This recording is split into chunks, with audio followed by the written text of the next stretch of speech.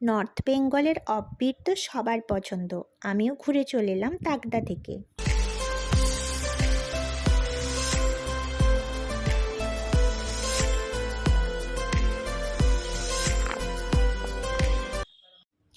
এবার চলো আমাদের হোমস্টেটা একবার দেখিয়ে নিই। এটা ছিল একটা হেরিটেজ হাউস, যেটা ইংরেজ আমলে তৈরি হয়েছিল।